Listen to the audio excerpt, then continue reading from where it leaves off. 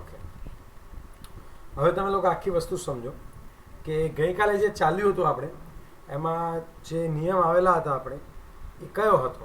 તો કે એ હતો ડાલ્ટનનો પરમાણુય સિદ્ધાંત. એ કયો નિયમ હતો દીકરા? ડાલ્ટનનો પરમાણુય સિદ્ધાંત. ઓકે ઓકે, તો ફરીથી એકવાર જોઈ લે. પહેલા 4 નિયમ, 4 જોયા કે 5? ટોટલ આપણે 4 જોયા મારા ખ્યાલથી. સૌથી પહેલા આપણે જોયો દ્રવ્ય સંચયનો નિયમ. ચલો બીજો કયો જોયો? નિશ્ચિત પ્રમાણનો નિયમ. નેક્સ્ટ ગુણક પ્રમાણનો નિયમ. અને એના પછી વાયુમેકરનો નિયમ. પછી એવોગ્રેડોનો નિયમ. અને આજે કયો જોવાનો છે દીકરા? ડાલ્ટનનો પરમાણુ સિદ્ધાંત.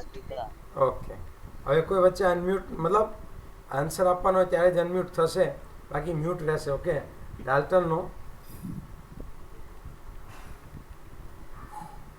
પરમાણુય સિદ્ધાંત. કેવલ અવાજ નહીં, અહીંયા ધ્યાન રાખશો બધા. ચલો, હવે ડાલ્ટને શું કીધું હતું એ વાત કહું. સૌથી પહેલા પરમાણુ જે શબ્દ છે એ ડેમોક્રેટ્સ નામનો એક હતો સાયન્ટિસ્ટ. ઓકે, એ તત્વજ્ઞાની હતો ડેમોક્રેટ્સ. ઈસવીસન બહુ જ પહેલાં, બહુ વર્ષો પહેલાં ડેમોક્રેટ્સ કરીને એક સાયન્ટિસ્ટ હતો. ઓકે, એણે જે છે સૌથી પહેલાં શું કીધું હતું કે પરમાણુ વિશે જે છે એનો અભિપ્રાય રજૂ કર્યો હતો. ઓકે, અને આજકાલ આપણને ખબર જ છે પરમાણુ કોને કહેવાય? તો કે દ્રવ્યનો નાનામાં નાનો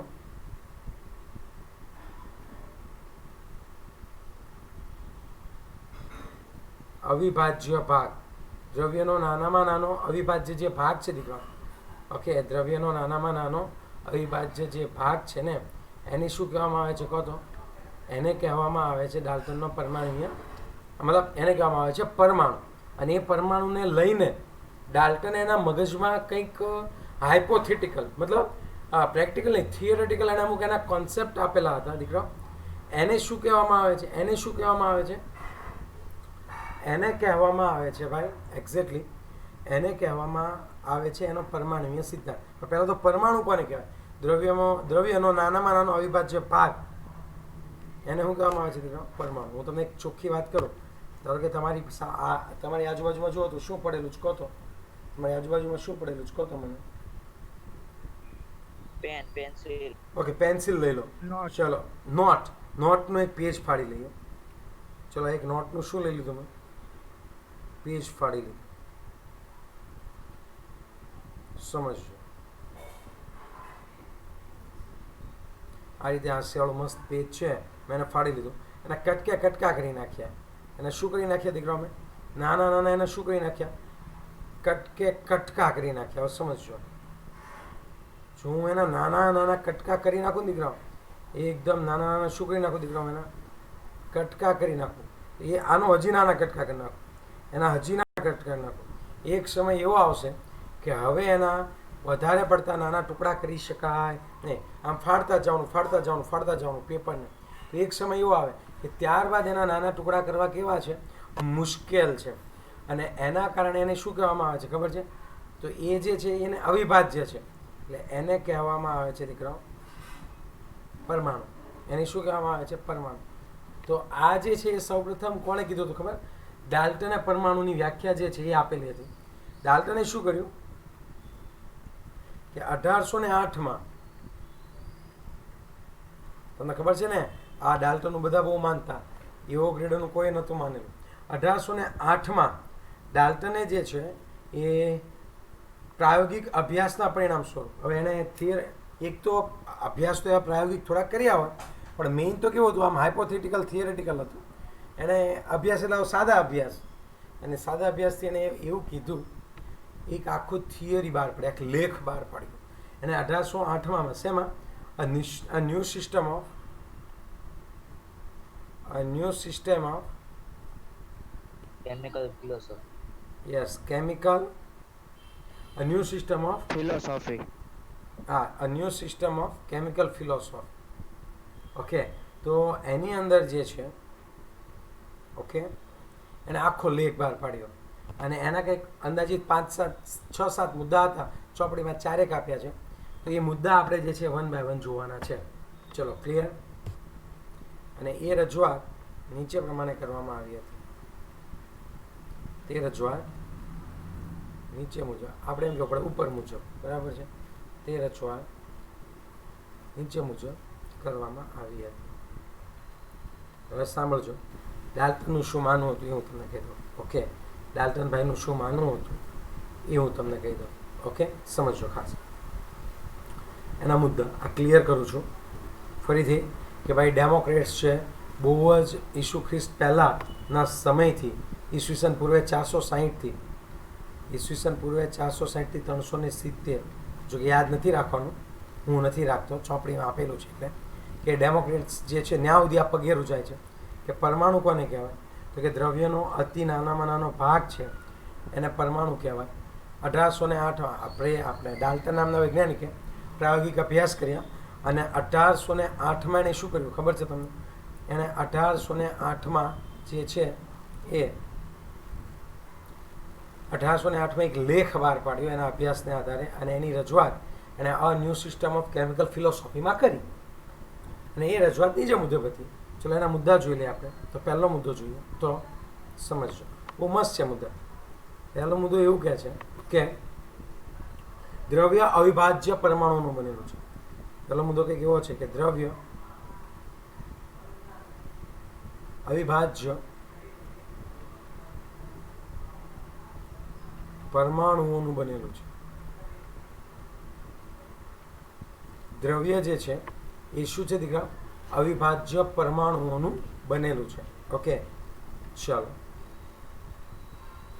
ચલો એના પછીની આપણે ખાસ વાત કરીએ તો દ્રવ્ય એ અવિભાજ્ય પરમાણુઓનું બનેલું છે. સમજ પડી ગઈ? અવિભાજ્ય પરમાણુ, ઓલું પેપર હતું, કટ કરતા ગયા, એક સમય એવો આવશે કે હવે એનું કટિંગ મુશ્કેલ છે. તો જો એનું કટિંગ મુશ્કેલ હોય દીકરા તો આપણે શું કહી શકીએ? જો એનું કટિંગ મુશ્કેલ હોય તો હવે એક સમય એવો આવશે કે એકદમ નાનો કણ કે જેનું વિભાજન ના થાય તેને પરમાણુ કહેવાય. બીજી કઈ વસ્તુ તમારી આસપાસ? ચલો બીજી કઈ વસ્તુ છે? પેન્સિલ. તો પેન્સિલ હોય તેમાં લાકડું હોય. એક કામ કરો, લાકડાને તોડતા જાઓ. આ પેન છે પણ હું નહીં તોડી નાખું, કામની છે. કોઈ બીજી તમારી પાસે પેન્સિલ તમે તોડી નાખો. પેન્સિલને તોડતા જાઓ તો છેલ્લે જે છે દીકરા એ એક નાનું એવું, છેલ્લે જે છે એક નાના એવા શું આવશે કહો તો મને? છેલ્લે જે છે એક નાનું એવું શું આવશે? કટકો. યસ. તો એ જે કટકા જે છે, ઓકે, એ પેન્સિલમાં જે નાનો એવો કટકા હોય, હજી એનો કટકો કરી નાખો, હજી કટકો. એક સમય એવો સાવ કણ વધશે, પછી એના વધારે કટકા ના થાય તો એને પરમાણુ કહેવાય. બીજી વસ્તુ, ઓકે, હવે સાંભળજો.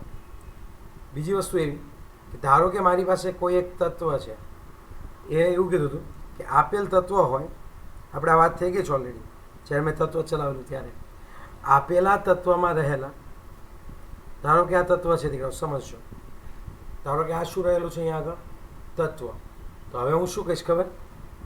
કે આપેલા તત્વમાં રહેલા દરેક પરમાણુઓ કેવા હોય છે? સમાન. આપેલ તત્વના બધા જ પરમાણુઓ સમાન ગુણધર્મ ધરાવે છે. તેમના દળો પણ કેવા હોય છે? સમાન. અને જુદા જુદા તત્વ હોય, ધારો કે આ કોપર છે આપણી પાસે, હું વાત કરું લોખંડની. રેડી છો ને લોખંડની વાત કરવા?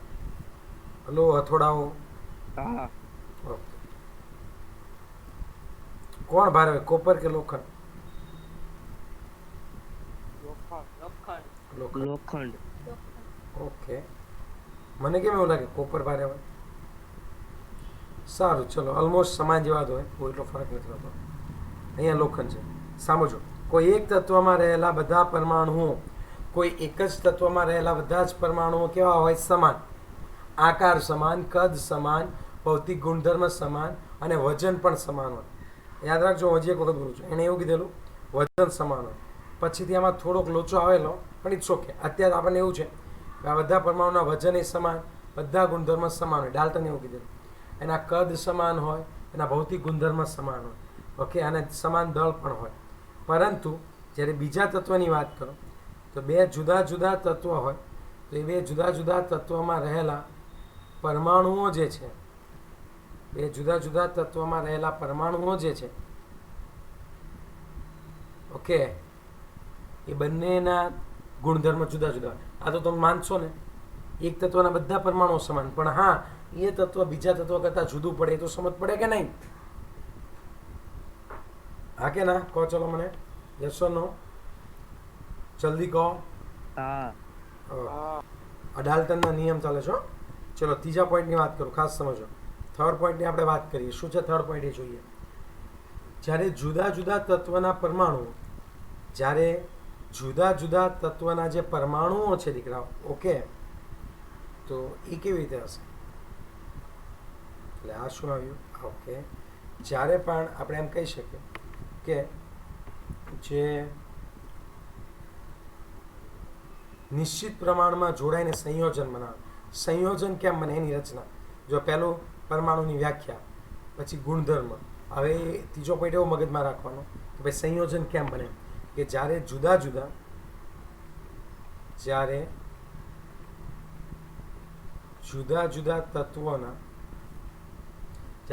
તત્વોના પરમાણુ કોઈ નિશ્ચિત માત્રામાં, જ્યારે જુદા જુદા તત્વોના પરમાણુઓ કોઈ નિશ્ચિત માત્રામાં અથવા તો આપણે પ્રમાણમાં, અથવા તો તમે ગુણોત્તર કહો, તો એ નિશ્ચિત ગુણોત્તરમાં જોડાય છે ત્યારે સંયોજન બને છે. આખી વસ્તુ સમજો દીકરા, હું શું વાત કરવા માટે જઈ રહ્યો છું અને હું તમને શું સમજાવી રહ્યો છું, તમે લોકો ખાસ સમજો કે અહીંયા આગળ જુદા જુદા તત્વના પરમાણુઓ નિશ્ચિત માત્રામાં જોડાય અને સંયોજન બનાવે છે. એક ઉદાહરણ આપું છું, ઓકે, રટ્ટો મારવાની કોઈ જરૂર નથી, જસ્ટ ફોર યોર ઇન્ફોર્મેશન. એક જે છે એ હું તમને ઉદાહરણ આપું છું, ઓકે.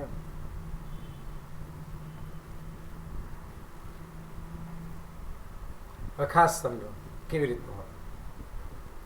તો કે અહીંયા આગળ જે છે એ, ઓકે, આવું પોઈન્ટ છે, ઓકે. તો ખાસ સમજો કે હાઇડ્રોજન હોય તો બે હાઇડ્રોજનના પરમાણુ એક ઓક્સિજનની સાથે જોડાય તો જ પાણીનું સંયોજન બને. સંયોજન ક્યારે બને? જ્યારે બે કે તેથી વધારે તત્વના પરમાણુઓ નિશ્ચિત માત્રામાં એક સાથે જોડાય. એક કરતાં વધારે તત્વોના પરમાણુઓ નિશ્ચિત માત્રામાં જ્યારે એકબીજા સાથે જોડાશે ને દીકરાઓ, જ્યારે નિશ્ચિત માત્રામાં એકબીજા સાથે જોડાશે ને ત્યારે સંયોજનની રચના કરે છે. આટલી વસ્તુ ક્લિયર છે? હા કે ના? ચલો ચોથી વાત. ચલો આ 3 પોઈન્ટ ક્લિયર થઈ ગયા? Okay okay. હવે આપણે ખબર ને બધા નિયમો જોયા, રાસાયણિક સંયોગીકરણના બધા નિયમો જોયા, 4-5. તો એની અંદર કેવું હોય હું તમને કહું કે રાસાયણિક પ્રક્રિયા દરમિયાન, કલર બદલો, રાસાયણિક જે છે એ પ્રક્રિયા દરમિયાન આપણે ખાસ વાત કરીએ દીકરા, ખાસ સમજો કે રાસાયણિક પ્રક્રિયા દરમિયાન પરમાણુનું સર્જન કે વિનાશ થતો નથી. રાસાયણિક પ્રક્રિયા દરમિયાન પરમાણુનું સર્જન કે વિનાશ થતો નથી. તેનું એક સ્વરૂપમાંથી બીજા સ્વરૂપમાં રૂપાંતરણ થાય છે. ઓકે, એનું એક સ્વરૂપમાંથી શું થાય છે? તેની માત્ર ફેર ગોઠવણી થાય છે. તેની માત્ર શું થાય છે? તેની માત્ર ફેર ગોઠવણી થાય છે. આ કોના આધારે સમજાવી શકાય? ઓકે, શું કીધું? રાસાયણિક પ્રક્રિયા દરમિયાન પરમાણુનું સર્જન કે વિનાશ થતું નથી, તેની માત્ર ફેર ગોઠવણી થાય છે. ડાલ્ટનનો આ સિદ્ધાંત રાસાયણિક સંયોગીકરણના સિદ્ધાંતોને સમજાવી શક્યો છે. ડાલ્ટનને બહુ મજા આવી ગઈ. શું કામ ખબર? ઓલા બધાએ જે નિયમો આપ્યા હતા ને એ બધા નિયમો આ નિયમ ઉપરથી સમજાવી શકાય છે કે ભાઈ ડાલ્ટનનો સિદ્ધાંત કોની સમજૂતી આપી શકે છે? ડાલ્ટનનો સિદ્ધાંત તમામ ડાલ્ટનનો સિદ્ધાંત તમામ સંયોગીકરણના ડાલ્ટનનો સિદ્ધાંત તમામ સંયોગીકરણના નિયમની સમજૂતી આપે છે. આટલી વસ્તુ છે. રાસાયણિક પ્રક્રિયા દરમિયાન પરમાણુનું સર્જન કે વિનાશ થતો નથી. તેની માત્ર શું થાય છે દીકરાઓ? ફેરગોઠવણી થાય છે. ડાલ્ટનનો સિદ્ધાંત સંયોગીકરણના નિયમની સમજૂતી આપે છે. આટલી વસ્તુ છે, ખાસ સમજજો. ઓકે, ચલો કહો. સર ચોથો નિયમ ફરીથી સમજાવો ને. પેલો દ્રવ્ય સંચયનો નિયમ યાદ છે તને? હા. એવડો એ સેમ. અને ડાલ્ટનનો નિયમ તું ભણે ને એટલે એના દ્વારા ઓલા એકેય નિયમનો ભંગ નથી થતો. ડાલ્ટનના નિયમ દ્વારા એની સમજૂતી આપી શકાય છે. એ બધા નિયમ સમજાવી શકાય. ડાલ્ટનનો નિયમ સમજાવીએ ને તો. ચોથો નિયમ એવું કહે છે, ધારો કે તમે કાર્બનનું દહન કરવા માટે જાઓ. તમે કોનું દહન કરવા માટે જાઓ છો દીકરાઓ? કાર્બનનું દહન કરવા માટે જાઓ. ઓકે, તો કાર્બન હોય 12 ગ્રામ કાર્બન લીધો હોય અને તમે O2 વડે એનું દહન કરો એટલે તમને એમ થઈ જાય કે કાર્બનનું દહન થઈ ગયું, કાર્બનના પરમાણુનો નાશ થઈ ગયો. પણ એવું નથી હોતું. કાર્બનનો પરમાણુ ઓક્સિજનની સાથે જોડાઈને ફેરબદલી પામી ગયો, એનો નાશ નથી થયો. પરમાણુઓનું સર્જન કે વિનાશ શક્ય નથી. એમાં રાસાયણિક પ્રક્રિયા થાય ને તો પરમાણુઓની શું થતી હોય? ફેરગોઠવણી. કાર્બન હોય, કોલસો હોય, કોલસાને બાળો તો પછી કાંઈ વધે નહીં, રાખ વધે થોડી કમથી, તો બાકીનું કાર્બન ક્યાં ગયું? તો એ ફેરગોઠવણી પામી ગયું. કાર્બનના પરમાણુ હવામાંના ઓક્સિજન સાથે જોડાઈને CO2 બનીને ઉડી ગયા છે. સમજ્યો તું આખી વાત? નહીં સમજ્યું હજી? હા, સમજી ગયો. અને છેલ્લો નિયમ એવું કહેતો હતો કે આ ડાલ્ટનના નિયમ દ્વારા આપણે જે સંયોગીકરણના દ્રવ્ય સંચયનો નિયમ, ગુણક પ્રમાણનો નિયમ, એવોગાડ્રોનો નિયમ, એ બધા સંયોગીકરણના નિયમો આપણે વ્યવસ્થિત સમજાવી શકીએ એવું કીધું. હા ને? Okay okay. ચલો આગળ વધુ. રિવિઝન કરાવી તો ફટાફટ. ચલો ભાઈ, ડાલ્ટનના નિયમનું જે છે આપણે ફટાફટ રિવિઝન કરી લઈએ. ડાલ્ટનનો જે છે એ પરમાણુય સિદ્ધાંત, એના અમુક અગત્યના મુદ્દા કેમ યાદ રખાય એ પણ હું તમને કહી દઉં. ડાલ્ટનના પરમાણુય સિદ્ધાંત જે છે, ઓકે, એના મુદ્દા. પહેલું, પરમાણુની વ્યાખ્યા. ચલો આવડશે એ. પછી બીજો મુદ્દો શું હતો ખબર છે? આમ યાદ રાખવાનું, એક જ તત્વ હોય તો એમાં રહેલા દરેક પરમાણુઓ કેવા હોય? સમાન. એના કદ સમાન, એનું દળ પણ સમાન. પરંતુ જ્યારે તમે અન્ય તત્વ લો તો અન્ય તત્વના પરમાણુઓથી એ કેવો હોય? જુદો હોય. પછી કોની વાત કરવાની?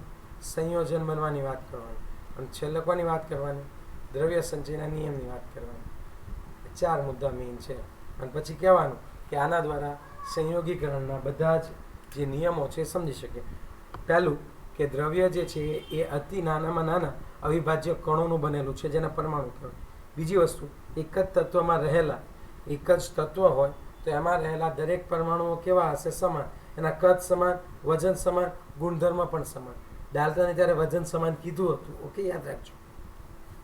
પરંતુ એક તત્વ અન્ય તત્વના પરમાણુઓથી કેવું હશે દીકરાઓ? જુદું હશે. પછીની વાત કરું તો 2 કે તેથી વધારે તત્વના પરમાણુઓ નિશ્ચિત પ્રમાણમાં એકબીજા સાથે જોડાઈને સંયોજનની રચના કરે છે. મેં તમને પાણીનું એક્ઝામ્પલ આપ્યું. છેલ્લે કે રાસાયણિક પ્રક્રિયા દરમિયાન પરમાણુઓની ફેરગોઠવણી થાય છે. પરમાણુઓનું સર્જન કે નાશ થતો નથી. અને ડાલ્ટનના પરમાણુય સિદ્ધાંત દ્વારા આપણે અન્ય જે છે એ તમામ જે છે એ સંયોગીકરણના નિયમો સમજાવી શક્યા હતા. આટલું હતું.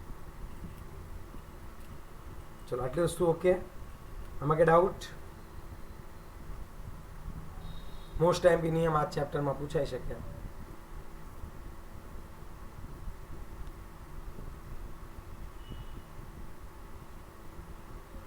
ચલો, ઓકે, ડન. ઓકે. ઓકે, મસ્ત વાત થઈ ગઈ. હવે થોડોક આગળ વધુ દીકરા તમે કહેતા હો તો.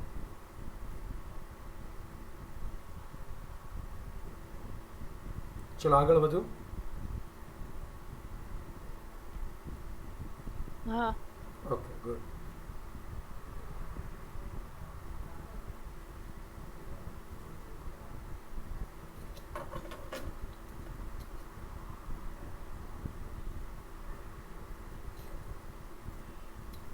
ઓકે, હવે તમે લોકો ખાસ સમજો. ઓકે, એક જ સેકન્ડ.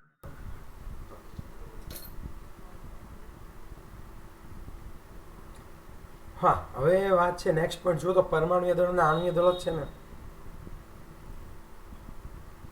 હા પરમાણુય દળ અને હા. બીજું કોણ આવશે? કેમ છેલ્લે છેલ્લે જાગી ગયા? પરમાણુય દળ અને કોણ આવશે? આણ્વીય દળ. હવે આમાં તમારે ખાસ એક વસ્તુ સમજવા જેવી છે દીકરા. ઓકે, પરમાણુય દળ અને આણ્વીય દળમાં તમારે એક વસ્તુ જે છે એ ખાસ સમજવાની છે. અને કઈ વસ્તુ છે હું તમને કહી દઉં. સપોઝ લાઈક કેવું હોય, પરમાણુનું દળ કેમ માપ? હવે પહેલાં કેવું હતું? દ્રવ્યમાન સ્પેક્ટ્રોમીટર આવે. શું આવે? માસ સ્પેક્ટ્રોમીટર. એ સાધન આવે અને એમની વડે જે છે એ આપણે એને માપતા હતા. જૂના જમાનામાં તો એને માપવું કેવું હતું દીકરા? ખૂબ જ અઘરું હતું. ઓકે, પરંતુ અત્યારના સમયમાં માસ સ્પેક્ટ્રોસ્કોપી હું તમને બતાવું અહીંયા હોય તો. એક જ સેકન્ડ હા દીકરા, જસ્ટ વેઇટ એન્ડ વોચ. લે ક્યાં જતું રહે છે પણ એ બધું. ઓકે, હવે તમે સમજો આખી વસ્તુ કે માસ સ્પેક્ટ્રોમીટર.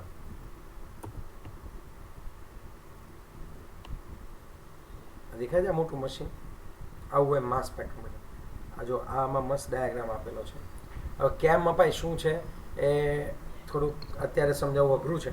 પણ magnetic field, okay, magnetic field અને ઇલેક્ટ્રિક ફિલ્ડ એ બંનેનો ઉપયોગ કરીને એના ઉપર શું વીજભાર છે અને દળ છે એ માપવામાં આવે છે. અને આ એક સાધન છે કે જેની મદદથી પરમાણુનું દળ મપાય. ઓકે, એ કોના વડે માપવામાં આવે? માસ સ્પેક્ટ્રોમીટર. ચોપડીમાં શું લખેલું છે? દ્રવ્યમાન સ્પેક્ટ્રોમીટર લખેલું હશે. ઓકે, શું લખેલું હશે એમાં? દ્રવ્યમાન સ્પેક્ટ્રોમીટર. તો એની મદદથી માપવામાં આવે. પહેલા સમયમાં મુશ્કેલ હતું એ માપવું. ઓકે,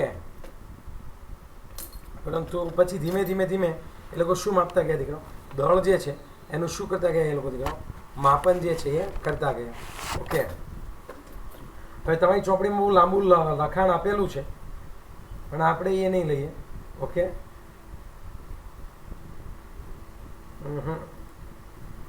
નહીં આ રીતને આમાં મને નહીં મજા આવે. આપણે આપણી રીતે ચાલીએ. ચલો હવે સમજો. હું શું કહું ખબર? હવે બધાને ભેગા કર્યા. એ જેમ જેમ તત્વ શોધાતા જાય એમ પરમાણુ મળતા જાય. સૌથી પહેલાં આવ્યો હાઇડ્રોજનનો પરમાણુ. ઓકે, પછી like sodium, lithium, beryllium, boron, આ બધાના પરમાણુ આવી ગયા. બેરેલિયમ, બોરોન, પછી આવ્યો કાર્બન. ઓકે, પછી આવ્યો નાઇટ્રોજન, ઓક્સિજન. આ બધાના પરમાણુઓ ધીમે ધીમે ધીમે ધીમે મળવા લાગ્યા. મારે શું કરવું છે ખબર? મારે જે છે એ આ બધાનું દળ કરવું છે.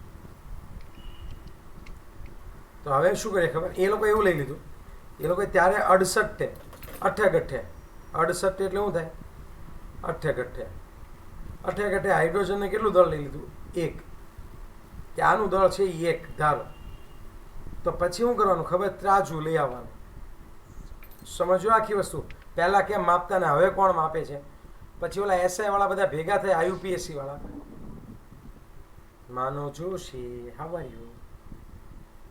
How are you Manav? You are fine? But I am not fine. You should mute your mic. Please mute your mic, okay? ચલો, હવે તમે ખાસ સમજો કે આ પછી તો શું કરવાનું ખબર? હાઇડ્રોજન એટલે કેટલું કહેવાનું? તો કે 1 હાઇડ્રોજનનું વજન કે 1. તો હવે પછી ઓલા બધા કે એમ નહીં, તો ઓક્સિજનનું વજન કેટલું કહેવાનું એમ? તો કે તો તમારે શું કરવાનું? તમારે એક છે ને આવી એક તુલા લઈ આવો. થુલા નહીં, તુલા. Analytical balance. ખાલી સમજાવવા માટે કે હા આવું ન કરે લોકો. એક પરમાણુ લાવો અઘરો પડે. કેમ વજન થાય હું છે બધું શીખવાડું. તમે પહેલાં હું જે રીતે કહેવા માગું છું એ સમજો. હાઇપોથેટિકલ સમજો થોડું. કે એમ કીધું હાલો ભાઈ ઓક્સિજનને લઈ આવો. આ બાજુ ઓક્સિજન મૂક્યો. પછી કે હાઇડ્રોજન તો આપણે એક ધારેલો જ છે કે હાઇડ્રોજનનું વજન એકમ કદ છે. કેટલું ધારેલું છે? એકમ. કોઈ એકમ એને થાપ્યું, એકમ કદ. ઓકે, ચલો તો કે એક હાઇડ્રોજન મૂકો, કાંઈ ફેર ના પડ્યો સાહેબ, ઓક્સિજન નીચે જ જતું હતું. 2 3 4 5 6 7 8 અહીંયા આગળ 8 હાઇડ્રોજનના પરમાણુ મૂક્યા ને તો એક ઓક્સિજનના પરમાણુ બરાબર હતો. તો અમારે ઓક્સિજનને કેટલું કહી દેવાનું કહો તો? 8 8 નહીં 16. 8 તો કાંઈ નહોતું થયું, 16 મૂકવા પડ્યા 16. તો હવે મારે અલા યાર અહીંયા ઊંધું થઈ ગયું. એક ઓક્સિજન હતો સામે કેટલા હાઇડ્રોજન મૂકવા પડ્યા 16. તો હવે 16 હાઇડ્રોજન અને એક ઓક્સિજન હરખા છે તો ઓક્સિજનનું દળ કેટલું ગણવાનું? આપણે ધારી લીધું હાઇડ્રોજનનું એકમ કદ છે, એકમ દળ છે, તો ઓક્સિજનનું કેટલું ગણવાનું? 16 એકમ દળ થયું. સમજ આખી વસ્તુ આમ. પણ હવે પછી બધા કે સાહેબ આમાં તો અઘરું પડે, આમાં મજા નથી આવતી. તો એક કામ કરો, આઈયુપીએસસીની ઓલી મીટિંગ હતી ને, મીટિંગ યાદ કરો, ઓલી મીટિંગ કે આ હાઇડ્રોજન છે બહુ નાનો છે, માપવો મુશ્કેલ પડે છે એમ. તો ઓલા લોકો કે અમી ચાવડા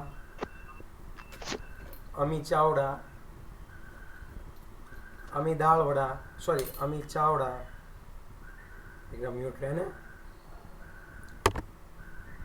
હવે સમજો ખાસ.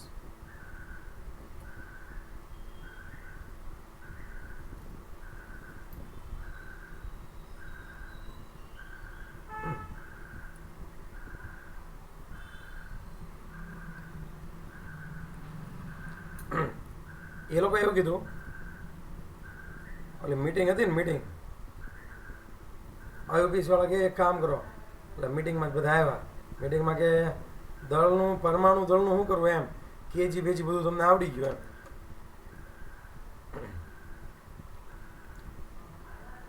મસ્ત મીટિંગ જામી છે ભાઈ. હવે તમે વિચાર, કોઈક મીટિંગ કહે એટલે તમારા માઇન્ડમાં જ આવશે, તમને કહો કે એક મીટિંગમાં જવાનું છે એટલે મીટિંગમાં તરત જ તમારા હાથ ટેબલ હાથમાં આવશે કે હા સાહેબ કહેતા હતા મીટિંગમાં બેઠા. એટલે આમાંથી એક ઊભો થયો કે હવે આપણે શું કરવું, કે તો વિપુલ પ્રમાણમાં કયો પરમાણુ મળે છે, વિપુલ પ્રમાણમાં આપણને કયો પરમાણુ મળે છે? ઓલા બધા કે સર કાર્બન. બોલો કે ઠીક છે, એવું છે, કાર્બન મળે છે? કે હા, અને કાર્બનમાં પણ 3 કાર્બન આવે, 3 પ્રકારના કાર્બન છે, એમાંથી કયો કાર્બન? બોલો કે C12. સર C12 મળે છે, એ પરમાણુને પકડી આવો. એટલે બધાય ભેગા થઈને પકડ્યો. હવે કાર્બન પરમાણુ સરળતાથી મળે છે અને C12 જે છે એ પરમાણુ છે. ઓકે, એવું છે કે હા સર. તો એનું વજન આપણે લઈએ છીએ 12 AMU. એનું વજન આપણે કેટલું લીધું દીકરાઓ? 12 AMU. તો હવે બધાનું વજન કોની સાપેક્ષે માપવાનું મને કહો? બધાનું વજન કોની સાપેક્ષે માપવાનું? કાર્બન. ખાલી કાર્બન નહીં, કાર્બનમાં જુદા જુદા પ્રકારના કાર્બન હોય. એમાં કાર્બન 12 પ્રકારનો સમસ્થાનિક લીધો અને એનું વજન જે છે એની સાપેક્ષે આપણે હવે અન્યના દળ માપીશું. અહીંયા આગળ આપણે જે છે ઓકે, એ લોકોએ 1 AMU નક્કી કર્યું કે એને 12 AMU પરમાણુય દળ, 12 પરમાણુય દળ એકમ છે, એકમ પરમાણુય દળ, 12 એકમ પરમાણુય દળ એટલે કે 12 એટમિક પરમાણુ એટલે એટમિક માસ યુનિટ. સમજી ગયા? પરમાણુય દળ અથવા એકમ પરમાણુય દળ. એટલે એ લોકો એવું કહી દીધું આ કાર્બન 12 અને આનું જે વજન છે એ 12 AMU છે. ઓકે, તો હાઇડ્રોજનનું કેટલું થાય? તો પછી એ લોકોએ શું કર્યું ખબર? કે એ લોકોએ AMUની વ્યાખ્યા કરી. એક AMU કોને કહેવાય? એક કામ કરો ને સાહેબ, તમે એકમ પરમાણુય દળ કોને કહેવાય? એક AMU કોને કહેવાય? એક કામ કરો. તો એ લોકો એવું કીધું, તમારે શું કરવાનું ખબર? તમારે છે ને કાર્બન 12નો સમસ્થાનિક લેવાનો અને એનું જે દળ હોય ને એને કેટલા ભાગમાં વહેંચી નાખવાનું ખબર? એને 12 ભાગમાં વહેંચી નાખો. એટલે મને જ ખબર જ છે આ 12 AMU હોવાનો. એના જો 12 ભાગ પાડું એટલે મને શું જવાબ મળી જાય? 1 AMU. તો એક પરમાણુય દળ એકમ કોને કહેવાય? એટમિક માસ યુનિટ કોને કહેવાય? તો કે કાર્બન 12 જે સમસ્થાનિક હોય એ કાર્બન 12 પરમાણુ લેવાનો અને એના દળના કેટલા ભાગ કરી નાખવાના દીકરા? 12 ભાગ કરી નાખવાના. અને તમને જે ભાગ મળશે, તમને જે એક ભાગ મળશે નાનો એવો, તમે 12 ભાગ કરો અને જે ભાગ મળે એને શું કહેવાય? એટમિક માસ યુનિટ કહેવાય. હવે આવડશે એટમિક માસ યુનિટ કોને કહેવાય?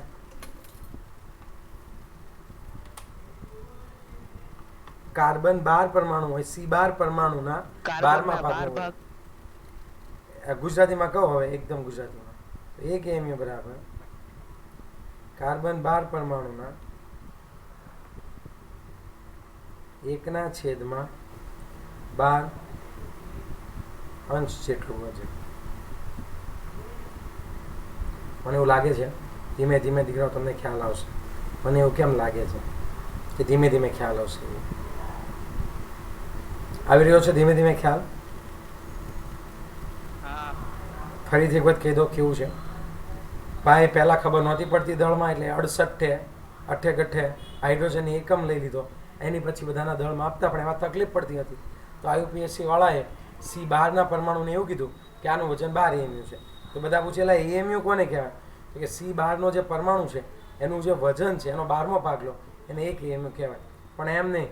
તો હવે હાલો, બીજા બધાને કેમ માપવાના? તો બીજા બધાને માપવા માટે તમારે કોનો ઉપયોગ કરવાનો? કાર્બન 12નો પરમાણુ લઈ લો. અહીંયા સાઈડમાં કોણ મૂકી દેવાનો? તમારે કાર્બન 12નો પરમાણુ શું કરી દેવાનો રહેશે? મૂકી દેવાનો રહેશે. આ કાર્બન 12નો પરમાણુ તમારે કોઈને બી માપવો હોય એ કેટલો? 12 AMU. તમારે કોઈને બી માપવું હોય તો આ લઈ જાઓ. બોલો કે ચલો મારે છે ને હાઇડ્રોજન માપવું છે, કે હાઇડ્રોજનનો વજન કેટલો છે એમ.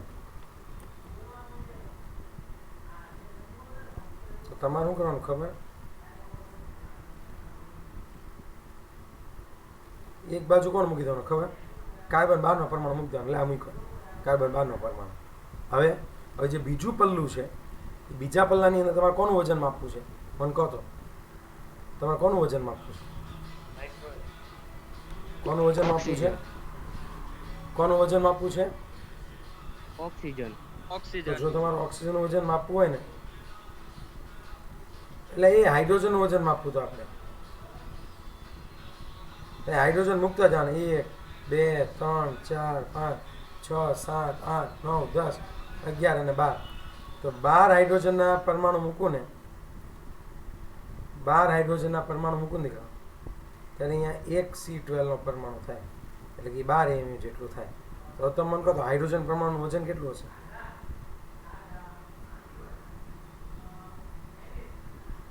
એક હાઇડ્રોજન પરમાણુ એટલે કેટલો હશે કહો તો?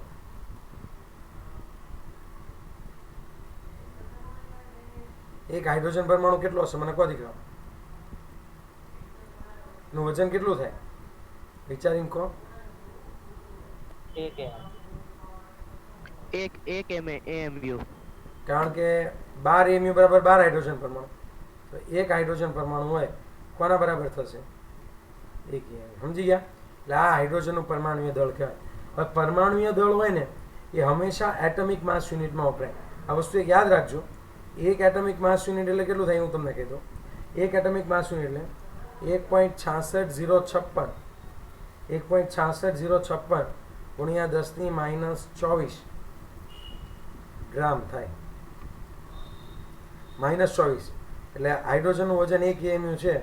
એટલે 1 AMU એક્ઝેક્ટ તો નથી હાઇડ્રોજનનું વજન, થોડુંક ફેરફાર છે હું તમને કહી દઉં. પણ 1 AMU એટલે કેટલા થાય ખબર છે તમને? 1.66056. હાઇડ્રોજન પરમાણુનું એક્ઝેક્ટ વજન કર્યો ને તો એ લોકોને ખ્યાલ આવ્યો કે હાઇડ્રોજન પરમાણુનું વજન તો 1.008 AMU છે. કેટલું છે? 1.008 AMU.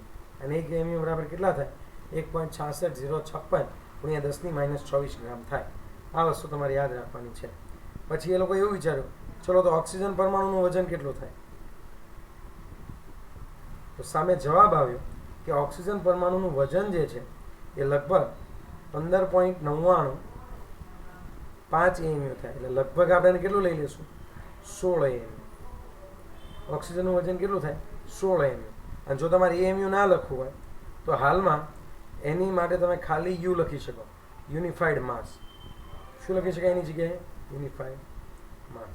ફરીથી એક વખત, તમારે જે કોઈ પરમાણુનું વજન માપવું હોય તો એના માટે આપણે પ્રમાણભૂત તરીકે કોને લીધો છે? કાર્બન 12નો પરમાણુ પ્રમાણભૂત તરીકે લીધો છે. અને એનું વજન કેટલું છે દીકરાઓ? 12 AMU. એનું વજન કેટલું છે દીકરાઓ? 12 AMU છે. ઓકે, ધારો કે હાઇડ્રોજન પરમાણુનું વજન માપવા ગયા તો એનું વજન કાર્બન 12ના પરમાણુના 12મા ભાગ જેટલું એની લગભગ થતું હતું. 1 AMU જેટલું વજન થતું હતું, 1.008 AMU જેટલું. 1 AMU એટલે 1.66056 ગુણ્યા 10⁻24 ગ્રામ જે છે એ વજન થશે. ઓકે, ઓક્સિજન પરમાણુનું વજન કેટલું થતું હતું દીકરાઓ? ઓક્સિજન પરમાણુનું વજન કેટલું થતું હતું? 16 AMU. હું તમને યાદ કરાવું, પ્રોટોન અને ન્યુટ્રોનની સંખ્યા હોય ને તો પ્રોટોનનું વજન લગભગ 1 AMU છે અને ન્યુટ્રોનનું વજન 1 AMU ધારી લેવાનું. હાઇડ્રોજનમાં ખાલી એક ન્યુટ્રોન જ હોય, એક પ્રોટોન જ હોય એટલે 1 AMU થાય. ઓક્સિજન હોય ને તેમાં 8 પ્રોટોન હોય અને 8 ન્યુટ્રોન હોય એટલે 16 AMU જેટલું થાય. જવા દો, એ ના યાદ રહે તો એ નથી યાદ રાખવું, હું ચેપ્ટર 2માં ડિટેલમાં કહીશ. પહેલાં આટલું સમજો AMU કોને કહેવાય. હવે હું AMU ના લખું અને ખાલી યુ લખું તો પણ ચાલે. એકીકૃત કરેલું વજન યુનિફાઈડ માસ કહેવાશે. એને શું કહેવાશે? યુનિફાઈડ માસ. AMU ની જગ્યાએ શું લખાય? ચલો, AMU ની જગ્યાએ શું લખાય? ખાલી મ્યુ. યુ ને શું કહેવાય? મ્યુ ને શું કહેવાય? કહો તો. યુનિફાઈડ માસ. એકીકૃત દળ. એકીકૃત દળ ગુજરાતીમાં એને શું કહેવાય? એકીકૃત દળ. હજુ સાંભળો, એક પરમાણુ માપવાનો આપણે બહુ હેતુ હોતો નથી, પણ રાસાયણિક પ્રક્રિયા સમજવી હોય તો એક પરમાણુ સમજવું પડે. એટલે એક પરમાણુનું વજન છે, યાદ રાખજો. એક પરમાણુનું વજન છે. હવે અણુનું દળ કોને કહેવાય? આણ્વીય દળ. ઓકે, હવે આણ્વીય દળ કોને કહેવાય એવું તમે કહો. પછી આપણે સરેરાશ પરમાણુય દળ લઈશું. ટાઈમ કેટલો થયો છે? 45 તો થઈ જશે. ચલો, હવે હું સરેરાશ પરમાણુય દળ લઉં છું. હવે હું કયું દળ લઉં છું દીકરાઓ? સરેરાશ પરમાણુય દળ. નવો ટોપિક છે, સરેરાશ પરમાણુય દળ.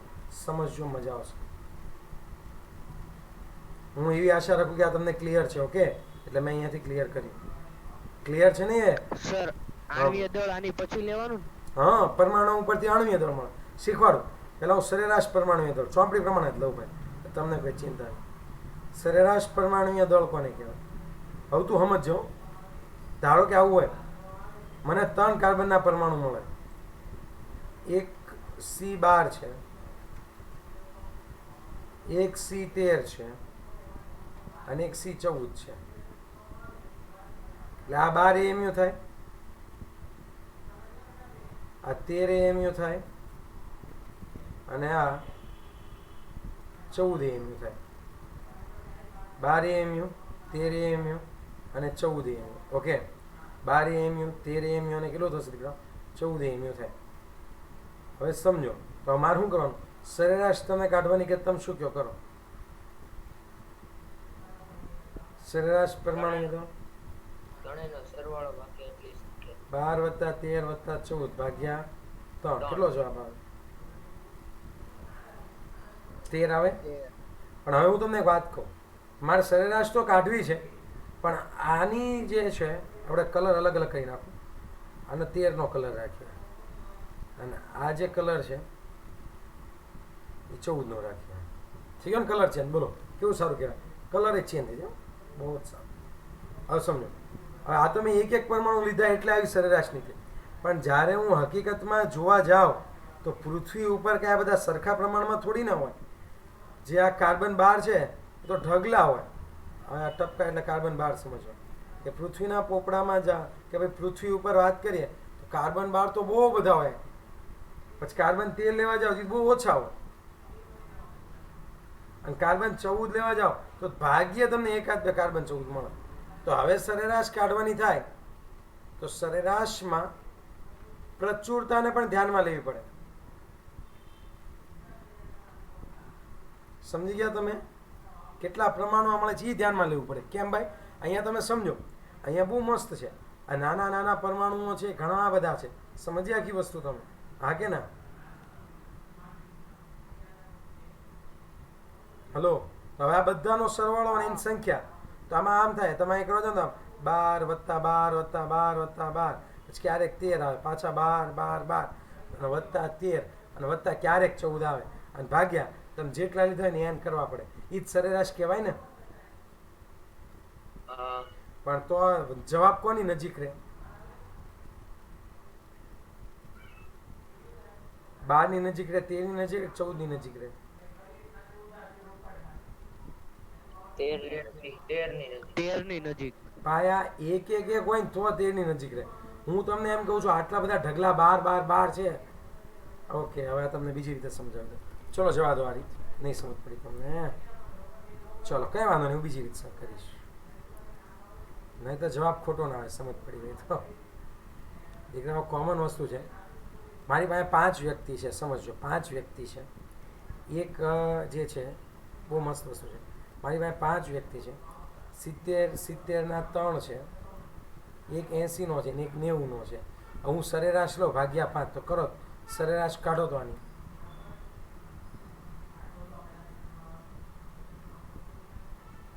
છોતેર. ઓકે, સમજ્યા આખી વસ્તુ? કોની તરફ રહે સરેરાશ? 80 તરફ, પણ એકચ્યુઅલી 80 તરફ. ઓકે, હવે સમજજો. ધારો કે હું અહીંયા છે ને કાર્બનની વચ્ચે ગેપ બહુ ઓછો હોય. ધારો કે હું અહીંયા લઉં કે મારી પાસે 70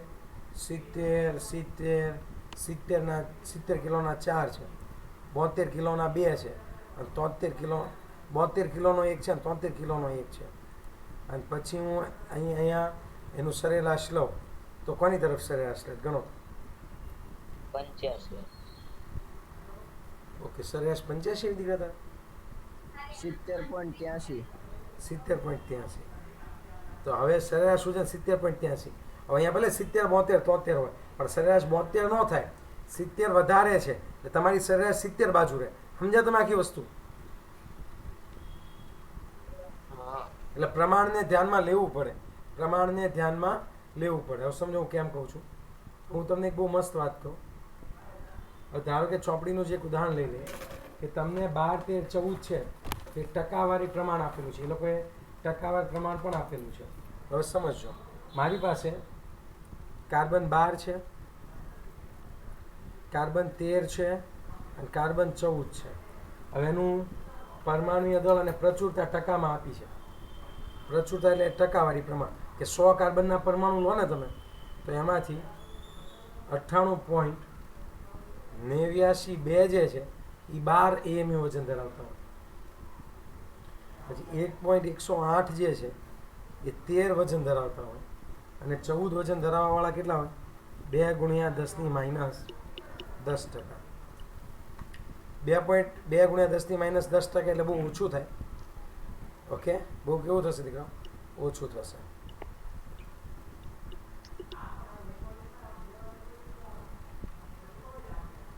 હવે ખાસ સમજો, આજે અનમ્યુટ હોય મ્યુટ થઈ જાઓ, ડિસ્ટર્બ કરો છો તમે. અને અહીંયા વજન કેટલું છે? તો આનું 12 AMU છે, આનું 13 AMU હોય. 13.0035. આ સવાલ જ છે. 370. આ જે છે પરમાણુ દળ AMU અને ટકાવાર પ્રમાણ. આવો ડેટા છે આપણી પાસે. અને આપણે એવું ધારવાનું છે કે કાર્બનનું સરેરાશ વજન કેટલું થાય એમ.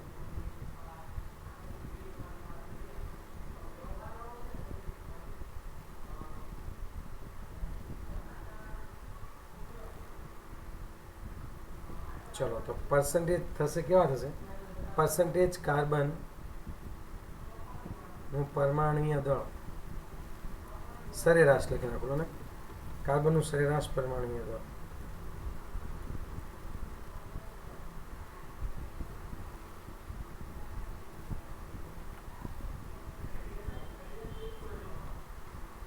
તો આમાં એવું થશે કે આ કાર્બન 12 જે છે, તમને જે દેખાય છે ને કાર્બન 12, ઓકે, તો એનું ટકાવાર, કાર્બન 12 ની પ્રચુરતા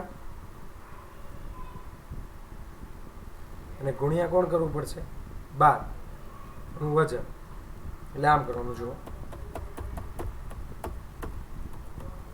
આ જે છે 98.89 ગુણ્યા કોણ કરશું આપણે? 12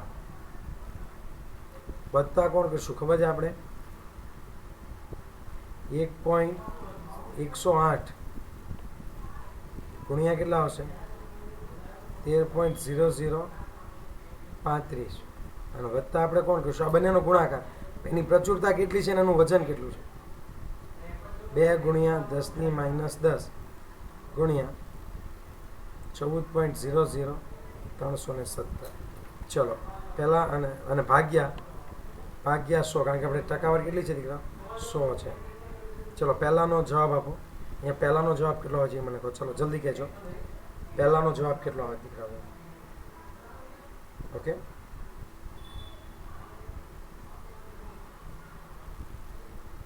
આ બંનેનો જવાબ 1186.70. ઓકે, વત્તા આનો જવાબ આપો. 14 40 77 11 8. મજાક છે દીકરા કોઈ? 14 point તો બરાબર 14.40 77 ઓકે 11 8. ઓકે. અને આનો ગુણાકાર આપો.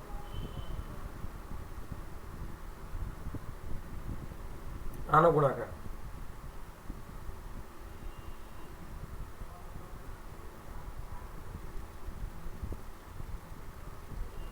નહીં આવડે ગુણાકાર? એટલે તો શીખવાડ્યા હતા. 317 છે, 317 છે આ 14.00 317 ગુણ્યા 2 કોને? ચલો ના આવડે તો હું શીખવાડું. આ ગુણ્યા 2 કરીને કહો. 28.006 ગુણ્યા 10 ની -10. 28.006 ગુણ્યા 10 ની ગુણ્યા માઇનસ 10 ની -10.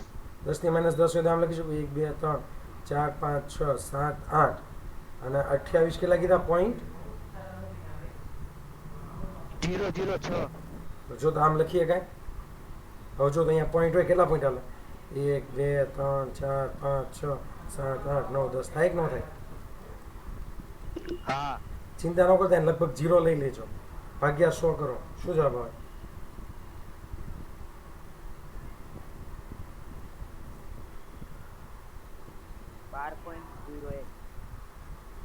12.0 11 એમયુ. તો આ કહેવાય કાર્બનનું સરેરાશ પરમાણુય દળ. કે ભાઈ કાર્બન 12 જે છે એ કેટલા ટકા મળે? જો તો મોટા ભાગે બધા કોણ હોય છે? કાર્બન 12 જ હોય. ખાલી 1% કાર્બન 13 છે. અને આ તો કેટલું થાય ખબર? 0.6 7 8 9 આટલા ટકા કોણ છે ભાઈ? કાર્બન 14 છે. એટલે હવે યાદ રાખો, હવે તમને સરેરાશ પરમાણુય દળ શોધવાનું કે શું કરવાનું? એનું ટકા ગુણ્યા એમયુ કરવાના. ટકા ગુણ્યા શું કરવાના? એએમયુ પ્લસ ટકા ગુણ્યા એએમયુ અને છેદમાં કેટલા લખશો? 100. આ તો ખાલી યાદ રાખવા માટે. ઓકે, યસ ઓર નો?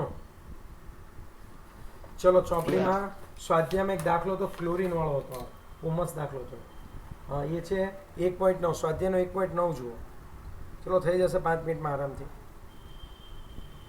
આ રીતે લખવું હોય તો લખી લેજો હો પહેલાં. સ્નેપશોટ લઈ લો, હે ને? બાકી તમારી પાસે ટેકનિક બધી બહુ સારી છે. સ્નેપશોટ લઈ લેશો તમે, મને ખ્યાલ છે. થઈ ગયા? સારું, ચાલો. હજુ સરેરાશ પરમાણુ હતો. આની પછી કોનો લેક્ચર છે દીકરાઓ? બાયોલોજી, મેથ્સ અને બાયોલોજી. ઓકે, સારું, ચલો.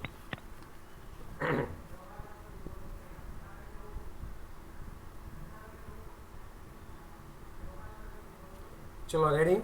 સરેરાશ પરમાણુય દળ. તો તમે મને કહેશો કે સરેરાશ પરમાણુય દળ કોને કહેવાય દીકરાઓ? ક્લોરીન જે છે 35 છે અને ક્લોરીન બીજું કયું છે દીકરાઓ? 37 છે. હવે એની ટકાવારથી કુદરતી પ્રચુરતા.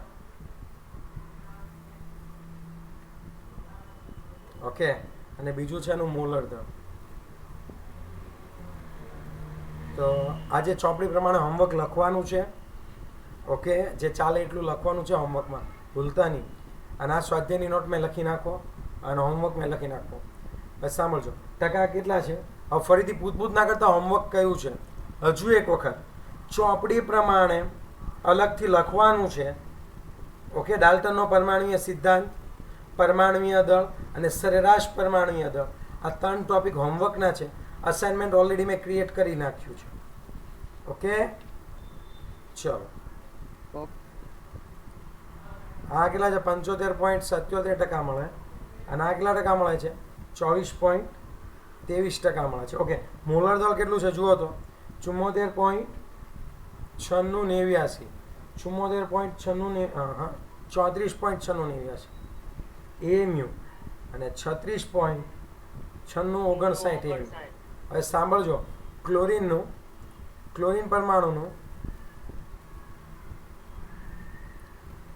પરમાણુનું સરેરાશ પરમાણુય દળ બરાબર, આખી વસ્તુ સમજો, ક્લોરીન પરમાણુનું સરેરાશ પરમાણુય દળ બરાબર કેવી રીતે લખશો દીકરા?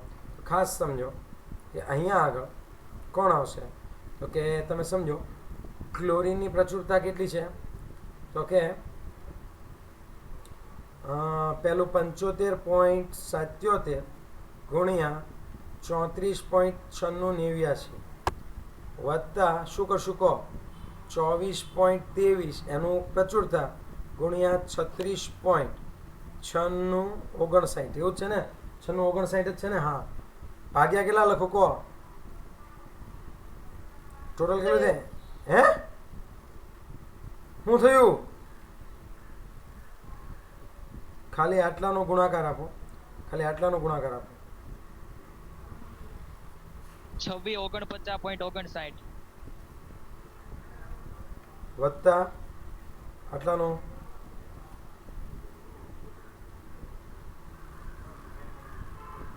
કહેજો આનો ગુણાકાર.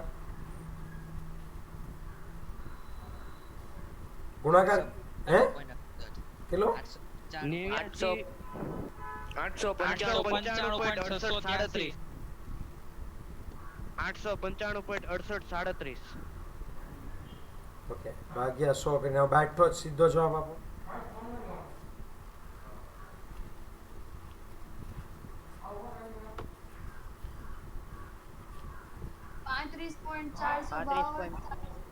ચારસો 35.452 આ જવાબ આવે. હા, હવે સમજ પડે શું કરવાનું? જો અહીંયા કીધો આ બંને ગુણાકાર, પછી આ બેનો શું કરી નાખવાનો? સરવાળો ભાગ્યા 100. સમજી ગયા? આમ નામ બની. અહીંયા પ્રચુરતા હોય અને મોલર દળનો ગુણાકાર વત્તા બીજાની પ્રચુરતા અને મોલર દળનો ગુણાકાર ભાગ્યા 100 કરી નાખો એટલે તમને સરેરાશ પરમાણુય દળ મળે. સારું, ચલો અહીંયા લેક્ચર પૂરો કરીશ કારણ કે 6 વાગી ગયા, પણ મજા આવી ગઈ ને? મજા ખબર પડી ગઈ ને બધી? સારું, કંઈ બી ડાઉટ હોય તો નેક્સ્ટ લેક્ચરમાં પૂછી લેવું. કાલની પરીક્ષામાં આજ સુધી જેટલું ચાલ્યું એ હવે ના પૂછતા કેટલું સાહેબ સવાલ હશે, MCQ હશે, જે હોય જે ચાલ્યું એ બધું હશે. બધી તૈયારી કરવાની. પછી બોલો. હલો, હવે કોઈ ડાઉટ? નો. કાલની પરીક્ષા હશે, લેક્ચરમાં જ લઈશ હું, બેસીશ ને તમે લોકો લખતા હશો, હું તમને જોઈશ, હું અહીંયા શેર કરીશ ડોક્યુમેન્ટ. સર કાલે સવારે છે લેક્ચર? કાલ સવારે કેમ હોય? નો હોય ને મારો. બીજા સર પાનેલિયા સર આવશે દીકરા, હવે ચિંતા ના કર. કેમિસ્ટ્રી જઈ નીટ ને? હા મસ્ત સર છે, પાનેલિયા સર છે. ઓકે, હા, જબરદસ્ત. પેલો લેક્ચર કર્યો હતો ને? હા, ઓકે. કહો બીજું કંઈ બી ડાઉટ હોય મને પૂછી લો, કંઈ વાંધો નથી. Okay, by.